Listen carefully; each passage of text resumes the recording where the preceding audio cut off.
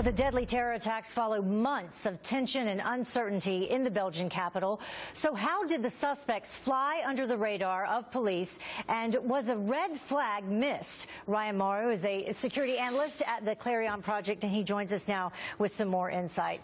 So red flags missed, information missed. How did this happen?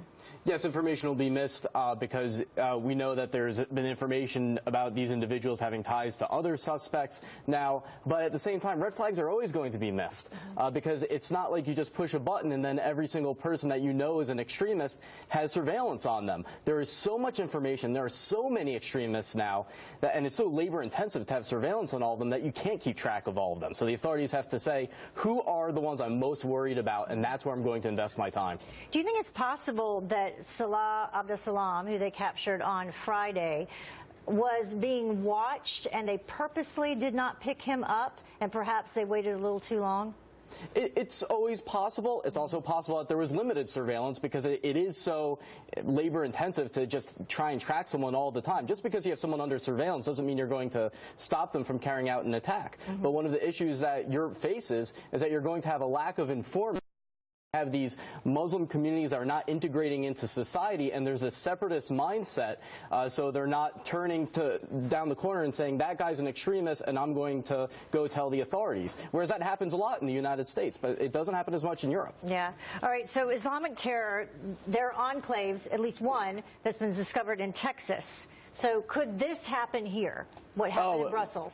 Without a doubt. What you're seeing happen in Europe is ISIS has matured. It's a relatively young organization, but this idea of radical Islamic separatism has been even in the United States for a long time. A group named Jamaat ul-Fuqra has had what they call Islamic villages across the U.S.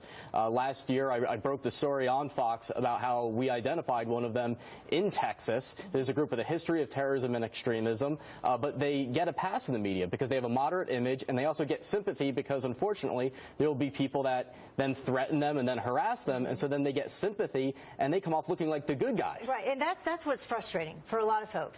You know, what is more important, political correctness or safety? Right, and you have to look at these situations and say, are all the ingredients here for a disaster? So when I talk about Jamaat al-Fuqra, sometimes people will say, well, they haven't committed a terrorist attack since the early 1990s. We shut down one of their camps in Colorado where they had underground tunnels with weapons, 100 acres large camp. But that doesn't mean much. That's a terrible standard to have to say, oh, well, they carried out an attack in the past. They still have the capability today, but they haven't done anything in a while, so I'm not going to worry about it. You have every element here for multiple disasters happen on American soil. So what is being done? I mean, authorities are aware that these people are here, so what are they doing? Well, when they know that there's a specific individual engaged in criminal activity and they have enough evidence to arrest them, they'll arrest them. But this group specifically, Jamaat al-Fuqra, is not listed as a foreign terrorist organization, even though their leader is in Pakistan.